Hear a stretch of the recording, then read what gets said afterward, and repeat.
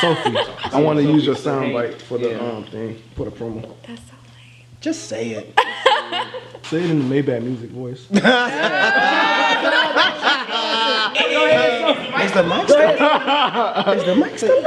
Is the mic still on? This is how you just said it's lit. Oh my god, I'm crying. Oh, we can do it later if it's a problem. No, it's not that big of a deal. Hey, is the mic still on? Perfect.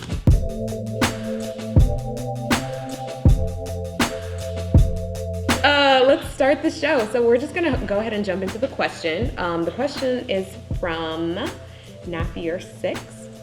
They want to know what was the first hip hop song you heard that had an emotional impact on you? For example, No Tears by Tupac was it for me. I know you have one. Of course I have one. But I'm waiting for some atmosphere. I've heard talk about this. Yeah, I've talked about it before. That's why I guess that's why I thought we had this question before. Cause I know Mike has kind of answered it before. No, that was for something else. Was we it were off talking about. the It's called Fuck You Lucy. Okay, yeah. What song? It's called Fuck You Lucy. Oh yeah, The song is explain it. Fuck You Go Lucy. ahead. Yeah, go ahead. It was a breakup song. When I had like a hard ass breakup, that song just, I mean, it was always a dope song before, but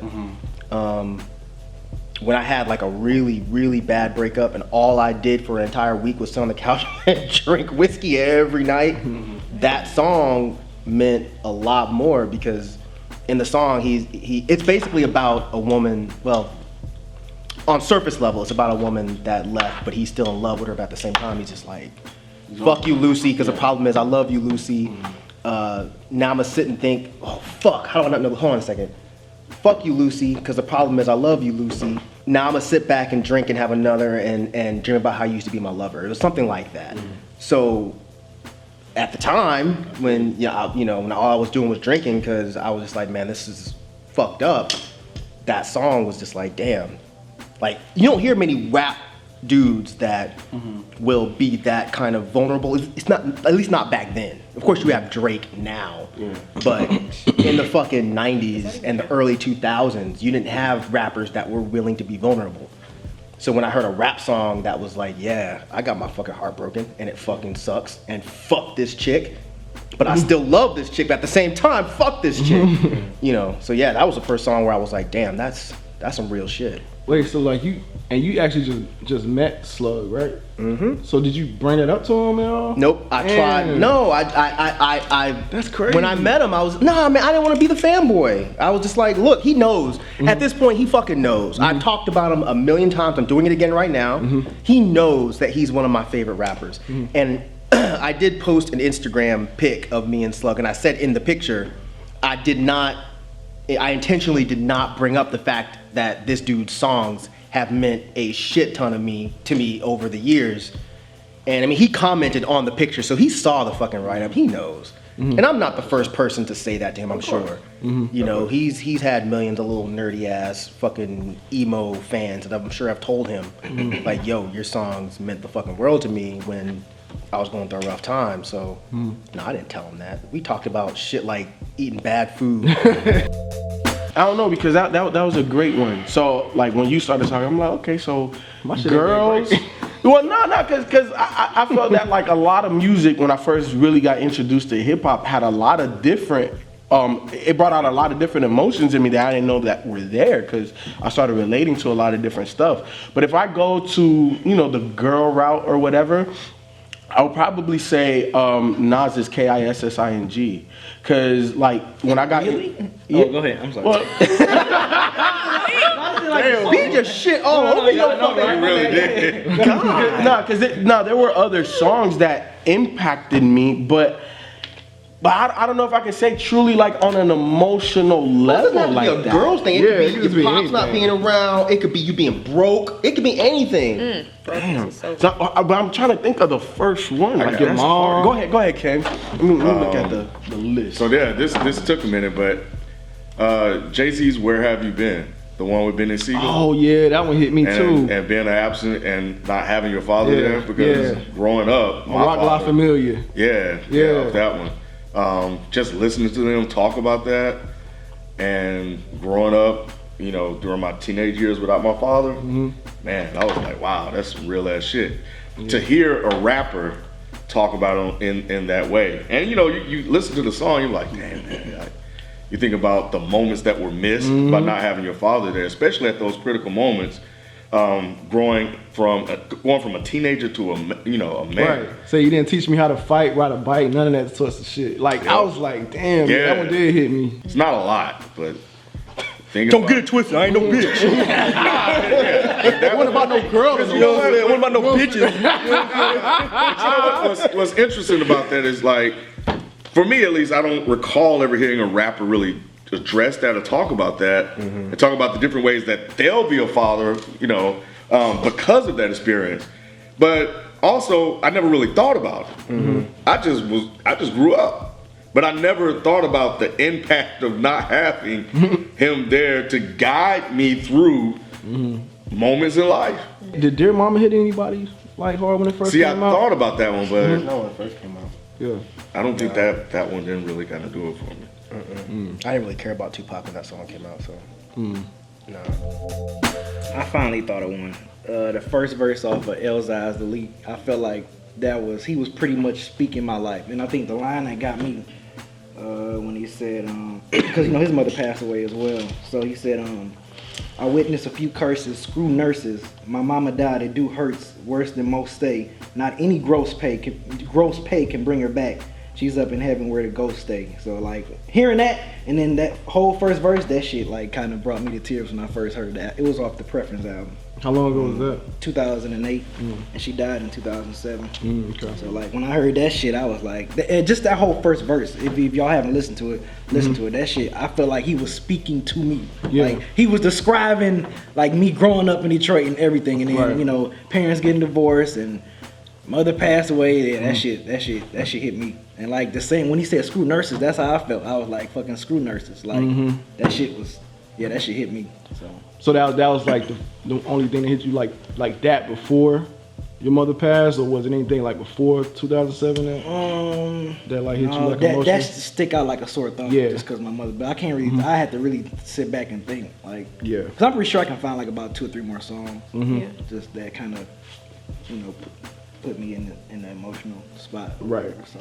For me, I'm trying to go back and think like one of the very first time, because remember I came to hip hop late. So you ain't got no Pitbull songs? No. Oh my gosh.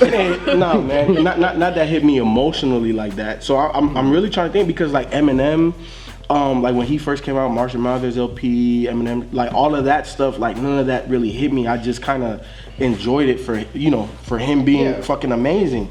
Even Jay-Z, you know what I'm saying? Like early, like when I got really put on the Jay and Nas, like all they were doing was just really kind of like explaining like a lot of the stuff that I seen through my dad, you know what I'm saying? But it didn't hit me then like that. That hit me later, you know what I'm saying, once I was older to really understand. So I'm gonna go somewhere completely different. I'm gonna go Big Crit Boobie Miles.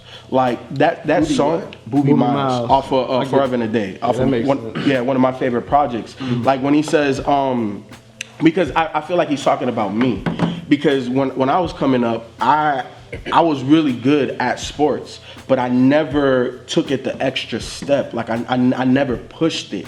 You know what I'm saying? And when I hear that song, it's like he's talking to me, because I felt like I was Boobie Miles. Like I could have been a lot more if I had my head on straighter, if I actually had like the guidance, if I had people that were actually pushing me in that way, because my parents were very like hands off. Like they always made sure that I was in the right things, but they never like encouraged me like, hey, you can be the best basketball player, you can do this. It was always me, but it was kind of like, okay, yeah, I'm nice, whatever, you know, but I never went past that. So like that song hits me directly because I felt like he was talking directly to me about it. So there's another one that when I and I don't know if it really kind of hit me on that emotional level, but when I think about the song, I do recall like sometimes just thinking about like the lyrics. Scarface's I never seen a man cry until I seen a man die. Like when you really sit down and listen to that song and you think about like the plight of the black man and just the things that he's saying in that song and how that applies to a lot of people, you be like, damn man, that's kind of fucked up, because he's really like serious and somber about it. And you never really think about, like, at least for me, I never had to really deal with shit like that But just listening to him just kind of describe it and go through it and just talk about it in that way, I was like, wow, that's kind of crazy. So that's another one that I thought about first until I went to Jay-Z.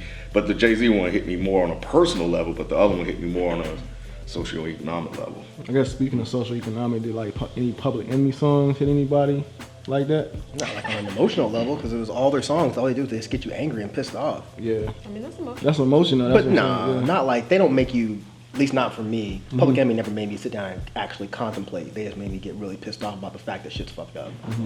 Yeah, I went through their songs, but I couldn't really think of one. No. There's another song for me on that same project for Big Crit, which is again the reason why it's my favorite project. It's called Red Eye, and it's a relationship song. I remember you said that in a review. Yes, actually. Yeah, you did. yes. Like that song, at that point in time when it came out, was the epitome of my relationship. The whole push and pull, and you know, I'm trying to do all of this, but then we're not on the same page. So then when I'm trying to love, you're trying to hate me, and then when you're trying to love me, I'm trying to hate you. And so like that, like those two songs on that mixtape is the primary reason why I gravitate to that so much, because it like he was talking for me in those two songs, man. It was crazy. Have you ever heard the song "Sorry" by Joyner Lucas?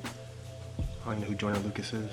I think it was a single. I don't think he has like any projects out, but Oh, that. he? Is he a rapper? Yeah, he's a rapper. Joyner Lucas. It's called "I'm Sorry." So it's pretty much like I saw a video for it on Twitter, I think, where he has. It's like a duo. So like pretty much his friend committed suicide, and so he was talking about it through his friend's perspective. Like first, like when he decided to commit suicide, and then like it transitions to where he goes to his funeral and is talking about how it pissed him off that he committed suicide, but he wished he was there for him, type thing. So that was something that I personally can't relate to because I don't have a friend personally that committed suicide, but it's just like from the outside looking in, like I realized how crazy that complex could be. The music video is amazing, the way that they did it. So I think y'all should definitely watch it. That definitely touched me. Yeah, I'll definitely check that out. That sounds interesting. It's crazy how they do it. Like the video is amazing. Yeah. There's a song, well, unfortunately, it's another Atmosphere song called Mikey that's about Idea, who died from a drug overdose. And that was another song that hit me because I've had friends, unfortunately, die young from drugs, which you can call that, sometimes people do call that suicide, which I don't agree with that. But yeah, I would like to hear that song because that's an interesting thing because, you know, that's another thing a lot of rappers don't really talk about. They don't talk about suicide. They talk about, oh man, my homie got shot. Yeah. Fuck them niggas. They don't talk about like my homie was sad and shot himself or whatever. You know, so yeah, that's dope. I've never heard this person. But. Yeah, it's a good song. I'll play for y'all after. So after watching Sophie's video with Joyner Lucas. Yeah, nah. It just brought back when my boy had passed, and you know the song doesn't have anything to do, like, but it brings an emotional reaction because it reminds me of him. And the song is "Shoulder Lean" by Young Dro. Like my boy, like, you know, like, look, man, growing up in Florida, yeah. I was not expecting that. Something about right to left and let your shoulder lean. But look, let me break down the reason why. Because my boy Mike, man, he came to our high school later, and he thought he was like the big shit, you know, because he came from a public school, and I went to private school, and he was on varsity football. So I didn't know you went to private school. Yeah, I went to private school the majority of my whole life. Yeah, I only went to public school 2 years in my life. He came, and everybody kind of looking at him, tall ass, dark ass motherfucker. As soon as he came to the school, he made it seem like he was above everybody. But once you got to like know him, man, the most caring motherfucker. You know what I'm saying? Like he was literally my best friend. And I know like he's connected me to so many other people that have been so close to me too. So to hear like when he passed and all of that, and the reason why that song reminds me of him is because before he passed, he spent an entire week with me and my family before it happened. And at the time, that was his song. So we were right around in this Tahoe with 22s and 12s, listening to Shoulder Lean damn near the whole time. Like he used to fuck with Dro, T.I., and a whole bunch of Atlanta dudes. Like the music that he liked was just like that Southern boom shit. So like that song, anytime I hear it, it just kind of, you know, I gotta hold something back because it just reminds me of him so much. But it, you know, the song itself is whatever. So, yeah, that but makes sense. it's just because It's that connection. that time that I had yeah, with him before definitely. he passed. You know what I'm saying? Like that's the one song that sticks out. So. Yeah. Okay, well, thank you, Classic. Nafier6, for your question. Don't forget to send the rest of your questions to our Twitter, Ask DEHH, or our email, ask@deadandhiphop.com. Until next time, we'll see you guys later. Bye.